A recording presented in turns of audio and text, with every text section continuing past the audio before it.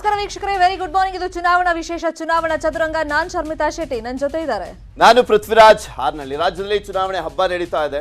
ಕ್ಷೇತ್ರಗಳಲ್ಲಿ ground reality ಯಾವ ರೀತಿಯಾಗಿದೆ, ರಾಜಕೀಯ ಪಕ್ಷಗಳ ಪಡಸಾಲೆಯಲ್ಲಿ ಏನ್ ಚರ್ಚೆ ಆಗ್ತಾ ಇದೆ, ಮಾಸ್ಟರ್ ಪ್ಲಾನ್ಗಳನ್ನ ಮಾಡ್ತಾ ಇದ್ದಾರೆ ಅನ್ನುವಂಥದ್ರ ಬಗ್ಗೆ ಮಾಹಿತಿ ಮತ್ತು ವಿಶ್ಲೇಷಣೆಯನ್ನ ನಿಮ್ಮ ಮುಂದೆ ಇಡ್ತಾ ಹೋಗ್ತೀವಿ ಇವತ್ತಿನ ಚುನಾವಣಾ ಚದುರಂಗದಲ್ಲಿ. ಈಗ ಚುನಾವಣಾ ಚದುರಂಗದ ಹೆಡ್ಲೈನ್ಸ್ ಅನ್ನ ನೋಡೋಣ. ರಾಜ್ಯಕ್ಕಿಂದು ಅಮಿತ್ ಶಾ ಆಗಮನ, ಬಂಡಾಯ ಶಮನಕ್ಕೆ ಬಿಜೆಪಿ ಚಾಣಕ್ಯನ ಶತ ಪ್ರಯತ್ನ. ದೇವನಹಳ್ಳಿಯಲ್ಲಿ ರೋಡ್ ಶೋ ನಡೆಸಲಿಕ್ಕೆ ತೀರ್ಮಾನ. ಹುಬ್ಬಳ್ಳಿ ಧಾರವಾಡ ಸೆಂಟ್ರಲ್ ಕಾಂಗ್ರೆಸ್ ಅಲ್ಲಿ ವಾರ್, ಆಂತರಿಕ ಬಂಡಾಯಕ್ಕೆ ಕಂಗೆಟ್ಟ ಶೆಟ್ಟರ್, ಪಕ್ಷೇತರರಾಗಿ ಕಣಕ್ಕಿಳಿದ ಗದಿಗೆಪ್ಪ ಗೌಡ, ಅಲ್ತಾಫ್ ಕಿತ್ತೂರ್. ಜೆಡಿಎಸ್ ಸೇರಿ ಕೈಪಡೆಗೆ ಮೊಹಿದ್ದೀನ್ ಬಾವಾ ಶಾಕ್, ಕಾಂಗ್ರೆಸ್ ಟಿಕೆಟ್ ಮಾರಿದ್ದಾರೆ ಅಂತ ಡಿಕೆಶಿ ಜೊತೆ ಕಿರಿಕ್. ಇಬ್ಬರ ಜಗಳದಲ್ಲಿ ಬಿಜೆಪಿಗೆ ಕುಲಾಯಿಸುತ್ತಾ ಲಕ್. ಈಗ ಬಿಜೆಪಿಗೆ ದೊಡ್ಡ ಮಟ್ಟದಲ್ಲಿ ಒಂದು ಡ್ಯಾಮೇಜ್ ಆಗಿದೆ. ಅದು ಲಕ್ಷ್ಮಣ್ ಸವದಿ ಅವರ ಎಕ್ಸಿಟ್, ಹಾಗೇನೆ ಜಗದೀಶ್ ಶೆಟ್ಟರ್ ಅವರ ಎಕ್ಸಿಟ್. ಅದ್ರ ಹಿಂಗಾದ್ರೂ ಮಾಡಿ ಪ್ಯಾಚ್ ಅಪ್ ಮಾಡಬೇಕು. ಇದು ಕೇವಲ ಇಬ್ಬರು ನಾಯಕರ ಎಕ್ಸಿಟ್ ವಿಷಯ ಅಲ್ಲ, ಇಲ್ಲಿ ಬೇರೆ ಬೇರೆ ಆಮೇಲೆ ಒಂದು 50 ಕ್ಷೇತ್ರಗಳಲ್ಲಿ ಯಾರು ಟಿಕೆಟ್ ಆಕಾಂಕ್ಷಿತರಿದ್ರು ಅವ್ರಿಗೆ ಟಿಕೆಟ್ ಮಿಸ್ ಆಗಿರುವಂತ ಹಿನ್ನೆಲೆಯಲ್ಲಿ ಅವ್ರು ಬಂಡಾಯವಾಗಿ ನಿಂತ್ಕೊಳ್ತಾ ಇದ್ದಾರೆ. ಅವರು ಬಿಜೆಪಿಗೆ ಸಪೋರ್ಟ್ ಮಾಡ್ತಾ ಇಲ್ಲ. ಇದೆಲ್ಲವೂ ಕೂಡ ನುಂಗಲಾರ್ದ ಬಿಸಿ ತುಪ್ಪ ಆಗ್ಬಿಟ್ಟಿರುವಂತದ್ದು ಬಿಜೆಪಿಗೆ. ಅದೆಲ್ಲವನ್ನು ಕೂಡ ಸಾರ್ಟ್ ಔಟ್ ಮಾಡಬೇಕಾಗಿದೆ. ಮತ್ತೆ ಅಧಿಕಾರಕ್ಕೆ ಬರುವಂತ ನಿಟ್ಟಿನಲ್ಲಿ ಬಹುಮತ ಪಡೆದುಕೊಳ್ಳೋದಿರಲಿ, ಕಾಂಗ್ರೆಸ್ಗೆ ಬಹುಮತ ಬರಬಾರ್ದು ಅನ್ನುವಂತ ಪ್ರಯತ್ನವನ್ನ ಆಕ್ಚುಲಿ ಬಿಜೆಪಿ ಈಗ ಮಾಡಬೇಕಾಗಿರುವಂಥದ್ದು. ಅಟ್ಲೀಸ್ಟ್ ಅತಂತ್ರ ವಿಧಾನಸಭೆನಾದ್ರೂ ನಿರ್ಮಾಣ ಆಗ್ಲಿ ಅನ್ನುವಂತ ಒಂದು ಇಂಟೆನ್ಷನ್ ಇದೆ ಅನ್ನುವಂತ ಲೆಕ್ಕಾಚಾರಗಳಿದಾವೆ. ಆದ್ರೆ ಇನ್ನೂ ಕೂಡ ಒಂದು 20 ದಿನ ಇರುವಂತ ಹಿನ್ನೆಲೆಯಲ್ಲಿ ಆ ಲೆಕ್ಕಾಚಾರಗಳು ಯಾವ ರೀತಿಯಾಗಾದ್ರೂ ಚೇಂಜ್ ಆಗ್ಬೋದು. ನಾವು ನೋಡ್ತಾ ಇದ್ರೆ ರಾಜಕಾರಣದಲ್ಲಿ ಸ್ಪೆಷಲಿ ಇಲ್ಲಿರುವಂತ ಯಡಿಯೂರಪ್ಪನವರಾಗಿರ್ಬೋದು, ಬಸವರಾಜ ಬೊಮ್ಮಾಯಿ ಅವರಾಗಿರ್ಬೋದು, ಅವರು ಈ ಒಂದು ಗೊಂದಲಗಳನ್ನು ನಿವಾರಿಸುವಂತ ಪ್ರಯತ್ನ ಮಾಡ್ತಾರೆ. ಸಮುದಾಯಗಳನ್ನ ಹಿಡಿದಿಟ್ಕೊಳ್ಳುವಂತ ನಿಟ್ಟಿನಲ್ಲೂ ಕೂಡ ಪ್ರಯತ್ನಗಳು ಜೋರಾಗ್ತಾ ಇದೆ. ಅದಕ್ಕೆ ಎಂಟ್ರಿಯನ್ನ ಕೊಡ್ತಾ ಇದ್ದಾರೆ ಮತ್ತೊಮ್ಮೆ ರಾಜ್ಯಕ್ಕೆ. ರಾಷ್ಟ್ರ ರಾಜಕಾರಣದ ಚಾಣಕ್ಯ, ರಾಷ್ಟ್ರ ರಾಜಕಾರಣದಲ್ಲಿ ಚಾಣಕ್ಯ ಅಂತಾನೆ ಗುರ್ಸ್ಕೊಂಡಿರುವಂತ ಅಮಿತ್ ಶಾ ಅವರು ಬೆಂಗಳೂರಿಗೆ ಬರ್ತಾ ಇದ್ದಾರೆ. ಈ ಬಾರಿ ಬರ್ತಾ ಇರುವಂತ ಸಂದರ್ಭದಲ್ಲಿ ಸಾಕಷ್ಟು ಸವಾಲುಗಳಿದೆ ಅಮಿತ್ ಶಾ ಅವರಿಗೆ. ಇವತ್ತು 3:45 ಅವರ ರೋಡ್ ಶೋ ಶುರುವಾಗುತ್ತೆ. ಮಧ್ಯಾಹ್ನ ಬರ್ತಾರೆ ಬೆಂಗಳೂರಿಗೆ. ಬೆಂಗಳೂರಿನ ಗ್ರಾಮಾಂತರ ಜಿಲ್ಲೆ ವಿಜಯಪುರದಲ್ಲಿ ರೋಡ್ ಶೋವನ್ನ ಮಾಡ್ತಾರೆ. ದೇವನಹಳ್ಳಿ ವಿಧಾನಸಭಾ ಕ್ಷೇತ್ರಕ್ಕೆ ಸೇರುತ್ತೆ ವಿಜಯಪುರ, ಅಲ್ಲಿ ರೋಡ್ ಶೋವನ್ನ ಮಾಡ್ತಾರೆ. ಬಿಜೆಪಿ ಅಭ್ಯರ್ಥಿ ಪರವಾಗಿ ಅಮಿತ್ ಶಾ ಅವರು ಮತಯಾಚನೆಯನ್ನ ಮಾಡ್ತಾರೆ. ಇಲ್ಲಿ ದೇವನಹಳ್ಳಿ ಯಾಕಪ್ಪ ಆಯ್ಕೆ ಮಾಡಿಕೊಂಡ್ರು ಅನ್ನುವಂತ ಪ್ರಶ್ನೆ, ಕುತೂಹಲ ಸಹಜವಾಗಿ ಎಲ್ರಿಗೂ ಕಾಡುತ್ತೆ. ಅದು ಬಿಕಾಸ್ ಮಾಜಿ ಕೇಂದ್ರ ಸಚಿವ KH ಮುನಿಯಪ್ಪ ಅವರ ಕ್ಷೇತ್ರ ಆಗಿದೆ. ಮೊದಲ ಬಾರಿಗೆ ವಿಧಾನಸಭೆಗೆ ಸ್ಪರ್ಧೆ ಮಾಡ್ತಿದ್ದಾರೆ KH ಮುನಿಯಪ್ಪ ಅವರು. 7 ಬಾರಿ ಸಂಸದರಾಗಿ ಸತತವಾಗಿ ಆಯ್ಕೆ ಆಗಿದ್ದಂಥವರು ಮುನಿಯಪ್ಪ ಅವರು. ಅವರನ್ನು ಯಾವ ರೀತಿಯಾಗಿ ಲೋಕಸಭೆ ಎಲೆಕ್ಷನ್ ಸಂದರ್ಭದಲ್ಲಿ ಬಿಜೆಪಿ ಅಲ್ಲಿ ಅಸ್ತಿತ್ವನೇ ಇಲ್ಲ ಅನ್ನುವಂಥ ಟೈಮ್ನಲ್ಲೂ ಕೂಡ ಸೋಲಿಸಿತ್ತು, ಮುನಿಯಪ್ಪ ಅವರಿಗೆ ಮುಖಭಂಗ ಮಾಡಿತ್ತು. ಈಗ ದೇವನಹಳ್ಳಿ ವಿಧಾನಸಭೆ ಎಲೆಕ್ಷನ್ ಸಂದರ್ಭದಲ್ಲೂ ಕೂಡ ಅವರಿಗೆ ಶಾಕ್ ಕೊಡ್ಲಿಕ್ಕೆ ಮುಂದಾಗ್ತಾ ಇದ್ದಾರೆ. ಇಲ್ಲಿ ಸಾಕಷ್ಟು ತಂತ್ರಗಳಿದಾವೆ. ಶರ್ಮಿತಾ ನೋಡೋದಾದ್ರೆ ಕೋಲಾರ ಭಾಗದ ಪ್ರಮುಖ ನಾಯಕರು, 7 ಬಾರಿ ಸಂಸದರು, ಅಂದ್ರೆ ಎಲ್ಲಾ ಕ್ಷೇತ್ರಗಳಲ್ಲೂ ತನ್ನದೇ ಆದಂತ ಹಿಡಿತವನ್ನ ಹೊಂದಿರುವಂತವರು ಮುನಿಯಪ್ಪ ಅವರು. ಸೊ ಇಲ್ಲಿ ದೇವನಹಳ್ಳಿಯಲ್ಲೇ ಅವರಿಗೆ ಟಕ್ಕರ್ ಕೊಟ್ರೆ, ಕಟ್ಟಾಕ್ಬಿಟ್ರೆ ಕೋಲಾರ ಭಾಗದಲ್ಲಿ ಹಿನ್ನಡೆ ಆಗುತ್ತೆ ಅನ್ನುವಂತ ಲೆಕ್ಕಾಚಾರ ಕೂಡ ಅಮಿತ್ ಶಾ ಅವರಿಗಿದೆ. ಆ ಒಂದು ಕಾರಣಕ್ಕೋಸ್ಕರನೂ ಕೂಡ ದೇವನಹಳ್ಳಿಯನ್ನ ಆಯ್ಕೆ ಮಾಡ್ಕೊಂಡಿದ್ದಾರೆ ಅಂತ ಹೇಳಲಾಗ್ತಾ ಇದೆ. ಇನ್ನು ಇಲ್ಲಿ ಪ್ರಮುಖವಾಗಿ ನಾವಾಗ್ಲೇ ಹೇಳಿದ್ವಲ್ಲ, ಡ್ಯಾಮೇಜ್ ಕಂಟ್ರೋಲ್ ಅನ್ನ ಮಾಡೋ ನಿಟ್ಟಲ್ಲಿ ಅಮಿತ್ ಶಾ ಅವರು ಇವತ್ತು ಪ್ರಮುಖವಾಗಿ ಸಭೆಯನ್ನು ಕೂಡ ನಡೆಸ್ತಾರೆ. ಆ ಸಭೆಯಲ್ಲಿ ಅಂದ್ರೆ ಪ್ರತಿ ಬಾರಿ ರಾಜ್ಯಕ್ಕೆ ಬಂದಾಗ ಅದು ಚುನಾವಣೆ ಅನೌನ್ಸ್ ಎಲ್ಲ ಆದ್ಮೇಲೆ ಒಂದಿಷ್ಟು ಟಿಪ್ಸ್ ಅನ್ನ ರಾಜ್ಯ ನಾಯಕರಿಗೆ ಕೊಡ್ತಾಲೇ ಇದ್ದಾರೆ. ಈಗ ಡ್ಯಾಮೇಜ್ ಕಂಟ್ರೋಲ್ ಅನ್ನ ಮಾಡಬೇಕು. ಹಾಗಾಗಿ ಬಿಜೆಪಿ ಇನ್ನೊಂದು, ಈಗ ಸಿದ್ದರಾಮಯ್ಯ ಅವರ ವಿರುದ್ಧ, DK ಶಿವಕುಮಾರ್ ಅವರ ವಿರುದ್ಧ ಪ್ರಬಲ ಅಭ್ಯರ್ಥಿಗಳನ್ನ ಹಾಕಿದೀವಿ ಅಂತ ಅನ್ಕೊಂಡಿದೆ ಬಿಜೆಪಿ. ಆದರೆ ಆ ಪ್ರಬಲ ಅಭ್ಯರ್ಥಿಗಳು ಎಷ್ಟರ ಮಟ್ಟಿಗೆ ಅವರನ್ನು ಕಟ್ಟಿ ಹಾಕುವಂತ ನಿಟ್ಟಿನಲ್ಲಿ ಯಶಸ್ವಿಯಾಗಿದ್ದಾರೆ ಅನ್ನುವಂತ ಪ್ರಶ್ನೆ ಬರುತ್ತೆ. ಬಿಕಾಸ್ ನಾಮಿನೇಷನ್ ಹಾಕಿ ಹೋದಂತ ಅಭ್ಯರ್ಥಿಗಳು ಮತ್ತೆ ಕಾಣಿಸ್ಕೊಂಡಿಲ್ಲ ಆ ಕ್ಷೇತ್ರಗಳಲ್ಲಿ. ಸೊ ಹೀಗಾಗಿ ಅವ್ರಿಗೂ ಕೂಡ ಒಂದು ಖಡಕ್ ಆದಂತ ಸೂಚನೆ ಕೊಡ್ಲೇಬೇಕಾದಂತ ಅನಿವಾರ್ಯತೆ ಬಿಜೆಪಿಗಿದೆ, ಅಮಿತ್ ಶಾ ಅವರಿಗಿದೆ. ಸೊ ಹೀಗಾಗಿ ಎಲ್ಲರನ್ನೂ ಎಚ್ಚರಿಸುವಂತ ಕೆಲಸ, ಎಲ್ಲರಲ್ಲೂ ಕೂಡ ಒಗ್ಗಟ್ಟನ್ನ ಪ್ರದರ್ಶನ ಮಾಡುವಂತ ಕೆಲಸವನ್ನ ಅಮಿತ್ ಶಾ ಮಾಡಬೇಕಾಗಿದೆ. ಇದೇ ವಿಚಾರವಾಗಿ ಇನ್ನಷ್ಟು ಡೀಟೇಲ್ ಆಗಿ ಇನ್ಫಾರ್ಮೇಶನ್ ಕೊಡೋದಕ್ಕೆ ನೇರ ಸಂಪರ್ಕದಲ್ಲಿ ಜಾಯ್ನ್ ಆಗಿದ್ದಾರೆ ನಮ್ಮ political bureau head Chidanand Patel. Chidanand Patel, ರಾಜಕೀಯದ ಚಾಣಕ್ಯ, ಬಿಜೆಪಿ ಚಾಣಕ್ಯ ಅಮಿತ್ ಶಾ ಅವರ ಆಗಮನ ರಾಜ್ಯ ಬಿಜೆಪಿ ನಾಯಕರಲ್ಲಿ ಹೆಂಗ್ ಬೂಸ್ಟ್ ಅಪ್ ಮಾಡುತ್ತೆ? ಕಾರಣ ಈಗ ಲಿಂಗಾಯತರ ಅತಿ ದೊಡ್ಡ ವೋಟ್ ಬ್ಯಾಂಕ್ ಅನ್ನ ಹಿಡಿದಿಟ್ಕೊಳ್ಬೇಕು, ಆ ಸರ್ಕಸ್ ಅನ್ನ ಬಿಜೆಪಿ ಅವರು ಮಾಡಬೇಕು. ಮತ್ತೆ ಈಗ ಲಿಂಗಾಯತರ ವಿರೋಧಿ ಅಂತ ಕಾಂಗ್ರೆಸ್ ಬಿಜೆಪಿಯನ್ನ ಬಿಂಬಿಸ್ತಾ ಇದೆಯಲ್ಲ, ಅದನ್ನ ತಪ್ಪಿಸ್ಕೊಳ್ಳುವಂತ ನಿಟ್ಟಿನಲ್ಲಿ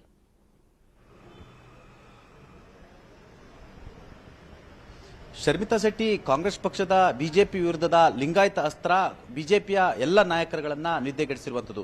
ಇದು ಎಲ್ಲೊಂದ್ ಕಡೆ ಭಾರತೀಯ ಜನತಾ ಪಕ್ಷದ ಸಾಂಪ್ರದಾಯಿಕ ಮತದಾರರು ಅಂತ ಹೇಳಿ ಕರೆಸ್ಕೊಳ್ತಕ್ಕಂಥ ವೀರಶೈವ ಲಿಂಗಾಯತ ಮತಗಳು ಎಲ್ಲೊಂದ್ ಕಡೆ ಒಂದಷ್ಟು ಪರ್ಸೆಂಟೇಜ್ ಕಾಂಗ್ರೆಸ್ ಪಕ್ಷದ ಕಡೆ ವಾಲುವ ಆತಂಕ ಇನ್ನೊಂದೆಡೆ. ಹಾಗಾಗಿ ಈ ಚುನಾವಣೆಯಲ್ಲಿ ಸುಮಾರು 50ಕ್ಕೂ ಹೆಚ್ಚು ಕ್ಷೇತ್ರಗಳಲ್ಲಿ ಲಿಂಗಾಯತ ಮತದಾರರು ನಿರ್ಧಾರ ಆ ಪಕ್ಷದ ಅಧಿಕಾರದ ಭವಿಷ್ಯವನ್ನ ಉಳಿಸಿರುವಂತದ್ದು. ಹಾಗಾಗಿ ಲಿಂಗಾಯತ ಅಸ್ತ್ರ ಪ್ರಯೋಗಕ್ಕೆ ಪ್ರತ್ಯಸ್ತ್ರವನ್ನ ಪ್ರಯೋಗ ಮಾಡಲಿಕ್ಕೆ ಇವತ್ತು ಅಮಿತ್ ಶಾ ಅವರು ನಿರಂತರ ಸಭೆಯನ್ನ ಭಾರತೀಯ ಜನತಾ ಪಕ್ಷದ ಹಿರಿಯ ನಾಯಕರು ಮತ್ತು ಕೋರ್ ಕಮಿಟಿ ಸದಸ್ಯರೊಂದಿಗೆ ಇವತ್ತು ಸುದೀರ್ಘವಾಗಿ ಚರ್ಚೆಯನ್ನು ನಡೆಸಿದ್ದಾರೆ. ಈಗಾಗಲೇ ಕರ್ನಾಟಕದಲ್ಲಿ ಸಿಎಂ ಅಭ್ಯರ್ಥಿ ಘೋಷಣೆಗೆ ಸಂಬಂಧಪಟ್ಟಾಗೆ ಹೈಕಮಾಂಡ್ ಎಲ್ಲ ರೂಪುರೇಷೆಯನ್ನು ಮಾಡಿರುವಂತದ್ದು.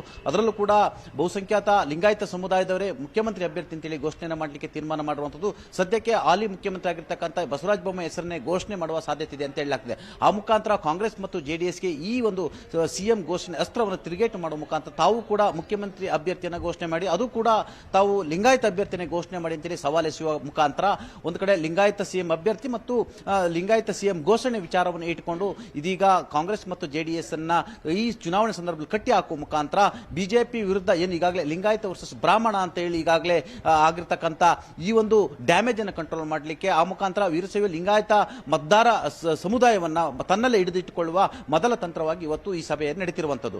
ಜೊತೆಗೆ ಪ್ರಮುಖವಾಗಿ ಕರ್ನಾಟಕ ರಾಜ್ಯದಲ್ಲಿ ಸುಮಾರು ಗೆಲ್ಲುವಂತ ಕ್ಷೇತ್ರಗಳಲ್ಲಿ ಸುಮಾರು 40ಕ್ಕೂ ಹೆಚ್ಚು ಬಂಡಾಯ ಅಭ್ಯರ್ಥಿಗಳು ಭಾರತೀಯ ಜನತಾ ಪಕ್ಷದ ಅಭ್ಯರ್ಥಿಯ ವಿರುದ್ಧ ಕಣಕ್ಕಿಳಿದಿರುವಂತದ್ದು. ಇದು ಅನೇಕ ಅಭ್ಯರ್ಥಿಗಳ ಸೋಲಿಗೆ ಮುನ್ನುಡಿ ಆಗಬಹುದೆಂಬ ಏನು ಆತಂಕ ಎದುರಾಗಿರುವಂತದ್ದು. ಹಾಗಾಗಿ ಬಂಡಾಯ ಅಭ್ಯರ್ಥಿಗಳನ್ನ ಸಮಾನ ಮಾಡುವಂತದ್ದು, ಆ ಮುಖಾಂತರ ಅವರನ್ನು ಕೂಡ ಚುನಾವಣೆಯಲ್ಲಿ ಒಟ್ಟಿಗೆ ತೆಗೆದುಕೊಂಡು ಹೋಗುವ ಮುಖಾಂತರ ಬಂಡಾಯ ಸಮಾನದ ಸ್ಟ್ರಾಟಜಿಯನ್ನು ಕೂಡ ಮಾಡಲಾಗುತ್ತೆ. ಇನ್ನು ಪ್ರಮುಖವಾಗಿ ನಿಂತಿರತಕ್ಕಂಥದ್ದು ಪ್ರಚಾರ. ಹಾಗಾಗಿ ಪ್ರಚಾರ ಅಂತ ಹೇಳಿದ್ರೆ ಕರ್ನಾಟಕ ರಾಜ್ಯದಲ್ಲಿ ಇದೀಗ ಇಲ್ಲೊಂದು ಕಡೆ ಆಡಳಿತ ಸರ್ಕಾರ ಇರೋದ್ರಿಂದ ಸರ್ವೇ ಸಾಮಾನ್ಯವಾಗಿ ಆಡಳಿತ ವಿರೋಧಿ ಅಲೆ ಇರುವಂತದ್ದು. ಈಗಾಗಲೇ ಸರ್ಕಾರದ ವಿರುದ್ಧ ಹಲವಾರು ಗಂಭೀರ ಆರೋಪಗಳು ಇರುವಂತದ್ದು. ಅದು PSC ಸ್ಕ್ಯಾಮ್ ಇರಬಹುದು ಮತ್ತು 40% ಕಮಿಷನ್ ಆರೋಪಗಳಿರಬಹುದು, ಇನ್ನೂ ಹಲವಾರು ಆರೋಪಗಳಿರುವಂತದ್ದು. ಹಾಗಾಗಿ ಇದು ಮತದಾರರನ್ನ ಬೇರೆಡೆ ಎಲ್ಲೊಂದು ಕಡೆ ಮನಸ್ಸು ಬದಲಾಯಿಸುವ ಸಾಧ್ಯತೆ ಇರುವಂತದ್ದು. ಹಾಗಾಗಿ ಇಲ್ಲಿ ಪ್ರಧಾನಿ ನರೇಂದ್ರ ಮೋದಿ ಅವರನ್ನ ಮುಖಸ್ತುತಿ ಇಟ್ಕೊಂಡು ಕೇಂದ್ರ ಸರ್ಕಾರದ ಯೋಜನೆಗಳನ್ನು ಮುಂದಿಟ್ಕೊಂಡು ಮತದಾರ ಬಳಿ ಮತ ಕೇಳಲಿಕ್ಕೆ ಈಗಾಗಲೇ ತೀರ್ಮಾನವನ್ನ ಮಾಡಿರ್ತಕ್ಕಂಥ ಭಾರತೀಯ ಜನತಾ ಪಕ್ಷ ಪ್ರಧಾನಿ ನರೇಂದ್ರ ಮೋದಿ ಅವರ ರೋಡ್ ಶೋಗಳಿರ್ಬೋದು, ಸಮಾವೇಶಗಳಿರ್ಬೋದು, ರ್ಯಾಲಿಗಳಿರ್ಬೋದು, ಈ ಸಂಬಂಧಪಟ್ಟಾಗೆ ಸ್ಟ್ರಾಟಜಿನ ಮಾಡಲು ಸಂಬಂಧಪಟ್ಟಾಗೆ PM ಎಲ್ಲೆಲ್ಲಿ ಮಾಡಬೇಕು ಮತ್ತು ಯೋಗಿ ಆದಿತ್ಯನಾಥ್ ಎಲ್ಲಿ ಪ್ರಚಾರವನ್ನು ಮಾಡಬೇಕು, ರಾಜ್ಯ ಬಿಜೆಪಿ ಪ್ರಮುಖ ನಾಯಕ ಆಗಿರ್ತಕ್ಕಂಥ BS ಯಡಿಯೂರಪ್ಪ ಮತ್ತು ಮಾಸ್ ಲೀಡರು ಸ್ಟಾರ್ ಕ್ಯಾಂಪೇನ್ ಎಲ್ಲಿ ಕೆಲಸವನ್ನು ಮಾಡಬೇಕು, ಚುನಾವಣಾ ತಂತ್ರಗಾರಿಕೆಯನ್ನು ವಿಪಕ್ಷ ಆಗಿರ್ತಕ್ಕಂಥ ಕಾಂಗ್ರೆಸ್ ಅನ್ನ ಈ ಚುನಾವಣೆಯಲ್ಲಿ ಯಾವ ರೀತಿ ಮಣಿಸಬೇಕು ಅನ್ನೋದು ಚರ್ಚೆ ಆಗ್ತಿದೆ. ಇನ್ನು ಪ್ರಮುಖವಾಗಿ ಕಾಂಗ್ರೆಸ್ನ 25ಕ್ಕೂ ಹೆಚ್ಚು ಪ್ರಮುಖ ನಾಯಕರುಗಳನ್ನ ಒಂದು ಲಿಸ್ಟ್ ಅನ್ನು ಮಾಡ್ತಿರ್ತಕ್ಕಂಥದ್ದು. ಇದು ಟಾರ್ಗೆಟ್ ಕಾಂಗ್ರೆಸ್ ಅಂತ ಹೇಳಲಾಗ್ತಿದೆ. ಯಾಕಂತ ಸಿದ್ಧಾಂತ್ ಪಟೇಲ್, ಇನ್ನೇನು ಸಂಜೆ ಸಭೆ ನಡೀತೆ, ಆ ಸಂದರ್ಭದಲ್ಲಿ ಇನ್ನೂ ಹೈಲೈಟ್ಸ್ ಗಳು ಗೊತ್ತಾಗ್ತಾ ಹೋಗುತ್ತೆ. ಅವಾಗ್ಲೂ ಕೂಡ ಮಾಹಿತಿಯನ್ನ ಪಡ್ಕೊಳ್ಳೋಣ. ಧನ್ಯವಾದ ನಿಮ್ಮೆಲ್ಲ ಮಾಹಿತಿಗಾಗಿ. ಶರ್ಮಿತಾ, ಇಲ್ಲಿ ಮೇನ್ ಆಗಿ ನಾವು ನೋಡೋದಾದ್ರೆ 3 ಪ್ರಮುಖ ಅಂಶ. ಒಂದು, ಪ್ರಬಲ ಸಮುದಾಯ ಲಿಂಗಾಯತ ಸಮುದಾಯ ಬಿಜೆಪಿಗೆ ಯಾವಾಗ್ಲೂ ಕೂಡ ಬೆಂಬಲವಾಗಿ ನಿಂತ್ಕೊಂಡಿರುವಂತದ್ದು ಕಳೆದ ಒಂದು 4 ಚುನಾವಣೆಯಲ್ಲಿ. ಅಮಿತ್ ಶಾ ಎಂಟ್ರಿಗೂ ಮುಂಚಿತವಾಗಿ ಸೋಮಣ್ಣ ಅವರಂತೂ ಚಾಲೆಂಜ್ ಹಾಕ್ಬಿಟ್ಟಿದ್ದಾರೆ ಕಾಂಗ್ರೆಸ್ ಅವ್ರಿಗೆ. ಸೊ ನೀವು ಅನೌನ್ಸ್ ಮಾಡಿ, ಲಿಂಗಾಯತ ಮುಖ್ಯಮಂತ್ರಿ ಅನೌನ್ಸ್ ಮಾಡಿ ಫಸ್ಟ್ ಒಂದು ಕಾಂಗ್ರೆಸ್. ಈಗ ಬಂದ್ರು ಅವ್ರಿಗೆ ಕೊಡೋದು ಅನ್ನುವಂತ ಲೆಕ್ಕಾಚಾರನ ಇರೋದು. ಈಗ 3 ಸವಾಲು ಅಂತ ಹೇಳ್ತಾ ಇದ್ನಲ್ಲ, ಪ್ರಮುಖವಾಗಿ ಒಂದು ಪ್ರಬಲ ಸಮುದಾಯ ಲಿಂಗಾಯತ ಸಮುದಾಯ ಕೈ ಬಿಟ್ಟು ಹೋಗಬಾರ್ದು ಅನ್ನುವಂಥದ್ದು. ಇನ್ನೊಂದು, ಮೀಸಲಾತಿ ಅಸ್ತ್ರವನ್ನ ಪ್ರಯೋಗ ಮಾಡಿದ್ದಾರೆ. ಸೊ ಹೀಗಾಗಿ ಆ ಒಂದು ಅಡಿಯಲ್ಲಿ ಬರುವಂತ ಆ ಸಮುದಾಯಗಳು, ಒಕ್ಕಲಿಗ ಸಮುದಾಯ, ಲಿಂಗಾಯತ ಸಮುದಾಯ, ಆಮೇಲೆ ದಲಿತ ಎಡಗೈ ಸಮುದಾಯ, ಇವರೆಲ್ಲರನ್ನೂ ಕೂಡ ಮತ್ತೆ ಹಿಡಿದಿಟ್ಟುಕೊಳ್ಳುವಂತ ಪ್ರಯತ್ನ, ಅದರ ಜೊತೆಗೆ ಹೆಚ್ಚಿನ ಮತಗಳಿಕೆಯನ್ನ ಮಾಡಬೇಕು, ಇವರ ಸಮುದಾಯದಿಂದ ನಿರೀಕ್ಷೆಯನ್ನ ಮಾಡ್ತಾ ಇದ್ದಾರೆ. ಇದರ ಜೊತೆಗೆ ಪ್ರಮುಖ ನಾಯಕರನ್ನ ಕಟ್ಟ ಹಾಕಬೇಕು ಅನ್ನುವಂಥದ್ದು. ಅದೆಲ್ಲವೂ ಕೂಡ ಇನ್ ಡೀಟೇಲ್ ಆಗಿ ಇವತ್ತು ಸಂಜೆ ಚರ್ಚೆ ಮಾಡೇ ಮಾಡ್ತಾರೆ ಅಮಿತ್ ಶಾ ಅವರು. ನೋಡೋಣ ಏನೇನೆಲ್ಲ ಆಗತ್ತೆ ಅಂತ. ಈಗ ನೆಕ್ಸ್ಟ್ ಸುದ್ದಿಗೆ ಹೋಗೋಣ. ಬಿಜೆಪಿ ಬಿಟ್ಟು ಕಾಂಗ್ರೆಸ್ ಸೇರಿದ್ದಾರೆ ಶೆಟ್ಟರ್ ಅವರು. ಈಗ ಶೆಟ್ಟರ್ ಅವರಿಗೆ ಒಂದು ದೊಡ್ಡ ಚಾಲೆಂಜ್, ಇಷ್ಟು ದಿನ ಇಲ್ಲದಂತ ಚಾಲೆಂಜ್ ಈ ಬಾರಿ ಪ್ರಮುಖ ಆಗುತ್ತೆ. 6 ಬಾರಿ ಗೆದ್ದಿರುವಂತವ್ರು, ಪಕ್ಷದಿಂದ ಶೆಟ್ಟರ್ ಗೆದ್ದಿದ್ದ ಅಥವಾ ಶೆಟ್ಟರಿಂದ ಪಕ್ಷ ಗೆದ್ದಿದ್ದ ಅನ್ನುವಂಥದ್ದನ್ನ ಪ್ರೂವ್ ಮಾಡಬೇಕಾಗಿದೆ ಜಗದೀಶ್ ಶೆಟ್ಟರ್ ಅವರು ಆ ಒಂದು ಹುಬ್ಳಿ ಧಾರವಾಡ ಸೆಂಟ್ರಲ್ ಕ್ಷೇತ್ರದಲ್ಲಿ. ಅದರ ಜೊತೆಗೆ ಸಾಲು ಸವಾಲುಗಳು ಎದುರಾಗ್ತಾ ಇದೆ ಸ್ಥಳೀಯ ಮಟ್ಟವಾಗಿ ಅವರಿಗೆ. ಅಂದ್ರೆ ಈಗ ಲಕ್ಷ್ಮಣ ಸವದಿ ಅವರು ಕೂಡ ಕಾಂಗ್ರೆಸ್ ಸೇರುವಂತ ಟೈಮ್ ನಲ್ಲಿ ಇದೇ ಒಂದು ಕಂಡೀಷನ್ ಹಾಕಿದ್ರು. ಅಂದ್ರೆ ಅಲ್ಲಿ ಸ್ಥಳೀಯವಾಗಿ ವಿರೋಧ ವ್ಯಕ್ತವಾದಾಗ ಅದನ್ನ ಪ್ರಮುಖ ನಾಯಕರೇ ಅದನ್ನ ಸಾರ್ಟ್ ಔಟ್ ಮಾಡಬೇಕು ಅಂತ ಹೇಳಿ. ಈಗ ಜಗದೀಶ್ ಶೆಟ್ಟರ್ ಅವರು ಕೂಡ ಅದೇ ಕಂಡೀಷನ್ ಅನ್ನ ಹಾಕಿದ್ರು ಕಾಂಗ್ರೆಸ್ ಪಕ್ಷಕ್ಕೆ ಸೇರ್ಪಡೆ ಆಗುವ ಟೈಮ್ ನಲ್ಲಿ ಅಂತ ಹೇಳಲಾಗ್ತಾ ಇತ್ತು. ಈಗ ಬಂಡಾಯದ ಭೀತಿ ಇದೆಯಲ್ಲ ಕಾಂಗ್ರೆಸ್ ಅಲ್ಲೇ ಭುಗಿಲೆದ್ದಿರೋದ್ರಿಂದ ಅದನ್ನ ಹೆಂಗ್ ಶಮನ ಮಾಡಬೇಕು? ನಾವು ಸವದಿ ಅವ್ರನ್ನ ಶೆಟ್ಟರ್ ಅವ್ರನ್ನ ಒಂದೇ ತಕ್ಕಡಿಯಲ್ಲಿ ಹಾಕೋದಕ್ಕಾಗಲ್ಲ. ಒಬ್ರು ಮುಖ್ಯಮಂತ್ರಿ ಆಗಿದ್ದಂಥವ್ರು, ಬಿಜೆಪಿಯಲ್ಲಿ ಇದ್ಬದ್ದು ಎಲ್ಲಾ ಸ್ಥಾನಗಳನ್ನ ಅನುಭವಿಸಿದಂತ ವ್ಯಕ್ತಿ. ನಾನು ಒಬ್ಬ ವರ್ಚಸ್ವಿ ನಾಯಕ ಅಂತ ಜಗದೀಶ್ ಶೆಟ್ಟರ್ ಅವರೇ ಹೇಳ್ತಾರೆ.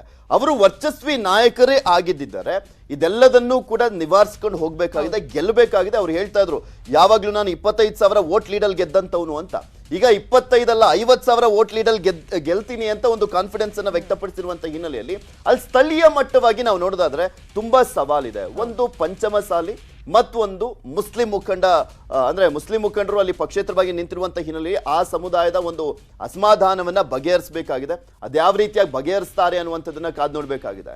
ಶೆಟ್ಟರ್ ಸೋಲ್ಸ್ಬೇಕು ಅಂತ ಪಣ ತೊಟ್ಟು ಇಬ್ರು ರೆಬಲ್ಸ್ ನಿಂತಿದ್ದಾರೆ. ದಮ್ಮು ತಾಕತ್ತಿದ್ರೆ ಜಗದೀಶ್ ಶೆಟ್ಟರ್ ಗೆದ್ದು ತೋರಿಸ್ಲಿ ಅಂತ ಹೇಳಿ ಸಿದ್ದು ಅಭಿಮಾನಿ ಬಳಗದ ರಾಜ್ಯಾಧ್ಯಕ್ಷ ಗದಿಗೆಪ್ಪ ಗೌಡ ಕಿಡಿಕಾರಿದ್ದಾರೆ. ಇಲ್ಲಿ ಡಬಲ್ ಶಾಕ್, ಯಾಕಂದ್ರೆ ಇಲ್ಲಿ ಹಿಂದೆ ಒಂದು ಸ್ಟೇಟ್ಮೆಂಟ್ ಕೊಟ್ಟರು ಶೆಟ್ಟರ್ ಅನ್ನ ಸಿಎಂ ಮಾಡ್ತೀವಿ ಅಂತ PV ಮೋಹನ್ ಅವರು. ಮೋಹನ್ ಹೇಳಿಕೆಯನ್ನ ಗದಿಗೆಪ್ಪ ಗೌಡ ಖಂಡನೆ ಮಾಡಿದ್ರು. ಸಿದ್ದು ಸಿಎಂ ಆಗಬೇಕು, ಜಗದೀಶ್ ಶೆಟ್ಟರ್ ಅಲ್ಲ ಅಂತ ಹೇಳಿ. ಆ ಸ್ಟೇಟ್ಮೆಂಟ್ ನಿಂದ ಈಗ ಈ ಹಿಂದೆ ಆದಂತ ಈಗ ಅವ್ರು ಏನೇ ಸ್ಟೇಟ್ಮೆಂಟ್ ಕೊಡ್ಲಿ ಅಥವಾ ಇನ್ನೊಬ್ರು ಯಾರೇ ಸವಾಲನ್ನ ಹಾಕ್ಲಿ ಅಥವಾ ಪಕ್ಷೇತರವಾಗಿ ನಿಂತ್ಕೊಂಡಾದ್ರೂ ಹೋರಾಟ ಮಾಡ್ಲಿ, ಬಟ್ ಅಲ್ಲಿ ಪ್ರಮುಖವಾಗಿ ಇರುವಂತದ್ದು ಅಂದ್ರೆ ಇವರ ಅಸ್ತಿತ್ವ ಇಂಪಾರ್ಟೆಂಟ್ ಆಗಿದೆ ಜಗದೀಶ್ ಶೆಟ್ಟರ್ ಅವರಿಗೆ. ಮತ್ತೆ ಕಾಂಗ್ರೆಸ್ಗೆ ಕರ್ಕೊಂಡ್ಬಂದಿರುವಂತ ಹಿನ್ನೆಲೆಯಲ್ಲಿ ಕಾಂಗ್ರೆಸ್ನವರು ಕೂಡ ಒಗ್ಗಟ್ಟನ್ನ ಪ್ರದರ್ಶನ ಮಾಡ್ತಾ ಅವರನ್ನು ಗೆಲ್ಸ್ಕೊಂಡ್ ಬರುವಂತ ನಿಟ್ಟಲ್ಲಿ ಹೋರಾಟ ಮಾಡಬೇಕಾಗಿದೆ. ಬಿಕಾಸ್ ಅವರೊಂದು ಶಕ್ತಿ ಆಗಿದ್ದಾರೆ ಜಗದೀಶ್ ಶೆಟ್ಟರ್ ಅವರು. ಈಗ ಬಂದಿರುವಂತ ಹಿನ್ನೆಲೆಯಲ್ಲಿ ಅವರು ತನಗೆ ತಾನು ಮುಖಭಂಗ ಮಾಡ್ಕೊಳ್ಬಾರ್ದು ಜಗದೀಶ್ ಶೆಟ್ಟರ್. ಮತ್ತೊಂದ್ ಕಡೆ ಕಾಂಗ್ರೆಸ್ಗೆ ಅದರ ಒಂದು ಲಾಭವನ್ನ ಪಡ್ಕೊಳ್ಬೇಕಾಗಿದೆ. ಸುಮ್ನೆ ಜಗದೀಶ್ ಶೆಟ್ಟರ್ ಬಂದ್ರು ಅಂದ್ಬಿಟ್ಟು ಅವ್ರಿಗೆ ಜೈಕಾರ ಸಿಕ್ಕಿದೆ, ಅದರಿಂದ ಲಾಭ ಆಗ್ಬೇಕಲ್ಲ ಚುನಾವಣೆಯಲ್ಲಿ. ಯಾಕಂದ್ರೆ ಈ ಒಂದು ವಿಧಾನಸಭಾ ಚುನಾವಣೆಯಲ್ಲಿ ಲಾಭ ಆದ್ರೆ ನೆಕ್ಸ್ಟ್ ಟಾರ್ಗೆಟ್ ಲೋಕಸಭೆ ಎಲೆಕ್ಷನ್. ಪ್ರಹ್ಲಾದ್ ಜೋಶಿ ಅಂತ ಒಬ್ಬ ಪ್ರಮುಖ ನಾಯಕರನ್ನ ಸೋಲಿಸಲಿಕ್ಕೆ ಜಗದೀಶ್ ಶೆಟ್ಟರ್ ಅವರೇ ಅಸ್ತ್ರ ಆಗ್ತಾರೆ. ಸೊ ಹೀಗಾಗಿ ಅವರ ಗೆಲುವು ಜಗದೀಶ್ ಶೆಟ್ಟರ್ ಅವರಿಗೆ ಯಾವ ರೀತಿಯಾಗಿ ಅನಿವಾರ್ಯ ಇದೆಯೋ ಅದೇ ರೀತಿಯಾಗಿ ಕಾಂಗ್ರೆಸ್ಗೂ ಕೂಡ ಅನಿವಾರ್ಯವಾಗಿರುವಂತ ಹಿನ್ನೆಲೆಯಲ್ಲಿ ಕಾಂಗ್ರೆಸ್ಗೂ ಸವಾಲು, ಜಗದೀಶ್ ಶೆಟ್ಟರ್ ಅವರಿಗೂ ಸವಾಲು. ಒಟ್ಟಿನಲ್ಲಿ ಬಿಜೆಪಿ ನಾನಾ ತಂತ್ರಗಳನ್ನ ಮಾಡ್ತಾ ಇದ್ದಾರೆ ಜಗದೀಶ್ ಶೆಟ್ಟರ್ ಅವರನ್ನ ಸೋಲಿಸಲಿಕ್ಕೆ. ಮತ್ತು ಒಂದ್ ಕಡೆ ಸ್ಥಳೀಯ ಮಟ್ಟವಾಗಿ ಈ ವಿರೋಧವನ್ನ ಯಾವ ರೀತಿಯಾಗಿ ಬಗೆಹರಿಸ್ಕೊಳ್ತಾರೆ ಜಗದೀಶ್ ಶೆಟ್ಟರ್ ಕಾದ್ ನೋಡ್ಬೇಕು. ಬಿಕಾಸ್ 24ನೇ ತಾರೀಕು ಕೊನೆ ದಿನ ಇದೆ. ನಾಮಪತ್ರ ವಾಪಸ್ ಪಡೆದುಕೊಳ್ಳುವಂತ ನಿಟ್ಟಿನಲ್ಲಿ ಅವ್ರನ್ನೇನಾದ್ರೂ ಸಮಾಧಾನ ಪಡಿಸಿ ಅವ್ರನ್ನ ನಾಮಪತ್ರ ವಾಪಸ್ ತೆಗೆದುಕೊಳ್ಳುವಂತ ನಿಟ್ಟಿನಲ್ಲಿ ಏನಾದ್ರೂ ಪ್ರಯತ್ನ ಪಡ್ತಾರಾ, ಮಾತುಕತೆ ಮಾಡ್ತಾರ, ಸಂಧಾನ ಮಾಡ್ತಾರ ಜಗದೀಶ್ ಶೆಟ್ಟರ್ ಕಾದ್ ನೋಡ್ಬೇಕಾಗಿದೆ. ಇದೇ ವಿಚಾರವಾಗಿ ಇನ್ನಷ್ಟು ಡೀಟೇಲ್ ಆಗಿ ಇನ್ಫಾರ್ಮೇಶನ್ ಕೊಡೋದಕ್ಕೆ ನೇರ ಸಂಪರ್ಕದಲ್ಲಿ ಜಾಯ್ನ್ ಆಗಿದ್ದಾರೆ ನಮ್ಮ ರಿಪೋರ್ಟರ್ ಶಿವರಾಮ ಸುಂಡಿ. ಜಗದೀಶ್ ಶೆಟ್ಟರ್ ಅವರಿಗೆ ಈಗ ದೊಡ್ಡ ಮಟ್ಟದಲ್ಲಿ ಚಾಲೆಂಜ್ ಆಗಿರೋದು, ಒಂದ್ ಕಡೆ ಪಂಚಮಸಾಲಿ ಸಮುದಾಯದ ಮುಖಂಡ ಇವ್ರಿಗೆ ಚಾಲೆಂಜ್ ಹಾಕೊಂಡಿರೋದು, ಇನ್ನೊಂದ್ ಕಡೆ ನೋಡೋದಾದ್ರೆ ಅಲ್ಪಸಂಖ್ಯಾತ ಮುಖಂಡ ಅಂದ್ರೆ ಮುಸ್ಲಿಂ ಮುಖಂಡ ಚಾಲೆಂಜ್ ಹಾಕಿರೋದು. ಹಂಗ್ ನೋಡೋಕೋದ್ರೆ ಕಾಂಗ್ರೆಸ್ಗೆ, ಅದರಲ್ಲೂ ಜಗದೀಶ್ ಶೆಟ್ಟರ್ ಅವರಿಗೆ ವೈಯಕ್ತಿಕವಾಗಿ ನೋಡೋದಾದ್ರೆ ಇದೆರಡೂ ಸಮುದಾಯದ ವೋಟ್ ಬ್ಯಾಂಕ್ ತುಂಬಾನೇ ಇಂಪಾರ್ಟೆಂಟ್. ಈ ತರ ಡಿವೈಡ್ ಆದ್ರೆ ಈ ಅಸಮಾಧಾನವನ್ನ ಶಮನ ಮಾಡದೇ ಇದ್ರೆ ಇದು ಬಿಜೆಪಿಗೆ ಯಾವ ತರ ಪ್ಲಸ್ ಆಗ್ತಾ ಹೋಗ್ಬೋದು ಅಸುಂಡಿ?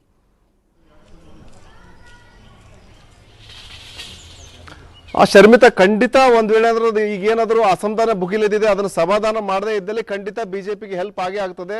ಅದರಲ್ಲೂ ಮುಖ್ಯವಾಗಿ ಮುಸ್ಲಿಂ ಸಮಾಜ, ಯಾಕಂದ್ರೆ ಕಾಂಗ್ರೆಸ್ಗೆ ಒಂದ್ ಸೈಡ್ ಆಗುತ್ತೆ ಅನ್ನೋ ಒಂದು ಲೆಕ್ಕಾಚಾರದಲ್ಲಿ ಕಾಂಗ್ರೆಸ್ ಇದೆ.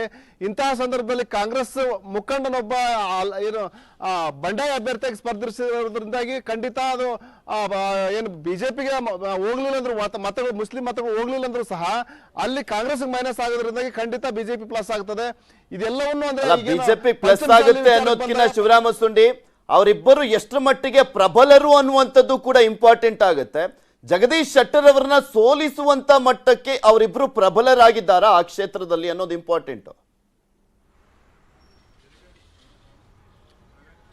ಪೃಥ್ವಿರಾಜ್, ಮುಖ್ಯವಾಗಿ ಇಲ್ಲಿ ಏನಂದ್ರೆ ಏನು ಶೆಟ್ಟರ್ ಅವ್ರನ್ನ ಸೋಲಿಸೋ ಮಟ್ಟಕ್ಕೆ ಪ್ರಬಲರಾಗಿಲ್ಲ. ಆದ್ರೆ ಏನಂದ್ರೆ ಒಂದಷ್ಟು ಓಟ್, ಯಾಕಂದ್ರೆ ನೆಕ್ ಟು ನೆಕ್ ಈಗ ಹೆಂಗಿದೆ ಅಂದ್ರೆ ಯಾರೇ ಗೆದ್ರು ಸಹ ಅಲ್ಪ ಮತಗಳಲ್ಲಿ ಗೆಲ್ತಾರ ಅನ್ನೋ ಒಂದು ಲೆಕ್ಕಾಚಾರ ನಡೆದಿರುವಂತ ಸಂದರ್ಭದಲ್ಲಿ ಎಷ್ಟೇ ಮತಗಳು ಒಂದೊಂದು ಮತನೂ ಇಂಪಾರ್ಟೆಂಟ್. ಹಾಗಾಗಿ ಎಲ್ಲ ಒಂದ್ ಕಡೆ ಒಂದಿಷ್ಟು ಅವರೊಂದಷ್ಟು ಓಟ್ ತಗೊಂಡ್ರು, ಇವರೊಂದಿಷ್ಟು ಓಟ್ ಮೈನಸ್ ಮಾಡಿದ್ರು ಅಂದ್ರೆ ಖಂಡಿತ ಅದು ರಿಸಲ್ಟ್ ಮೇಲೆ ಎಫೆಕ್ಟ್ ಆಗ್ತದೆ ಅನ್ನೋ ಒಂದು ವಿಚಾರ ಇದೆ. ಹೀಗಾಗಿ ಇದೆಲ್ಲವನ್ನು ಸರಿಪಡಿಸಲಿಕ್ಕೆ ಶೆಟ್ಟರ್ ಅವರು ಕಾಂಗ್ರೆಸ್ ನಾಯಕರ ಹೆಗಲ ಮೇಲೆ ಹಾಕಿದ್ದಾರೆ. ಅಂದ್ರೆ ನೀವೇ ಸರಿಪಡಿಸ್ರಿ, ಅದನ್ನೆಲ್ಲ ಸರಿ ಮಾಡಿಬಿಟ್ಟು ನನಗೇನಂದ್ರೆ ಒಂದು ಬಲ ತುಂಬುವಂತ ಕೆಲಸ ಮಾಡ್ರಿ ಅನ್ನೋ ಒಂದು ಮನವಿ ಮಾಡಿದ್ದಾರೆ. ಹೀಗಾಗಿ ಈಗ ಏನಂದ್ರೆ ಇವ್ರನ್ನ ಸಮಾಧಾನ ಪಡಿಸೋದು ಮತ್ತು ಏನು ಅಭ್ಯರ್ಥಿ ಕಣದಿಂದ ಹಿಂದೆ ಸರಿಸುವಂತ ಕೆಲಸಕ್ಕೆ ಈಗ ಕಾಂಗ್ರೆಸ್ ನಾಯಕರು ಕೈ ಹಾಕಿದ್ದಾರೆ. Prithviraj, okay, thank you Shivarama Sundi ನಿಮ್ಮೆಲ್ಲ ಮಾಹಿತಿಗಾಗಿ.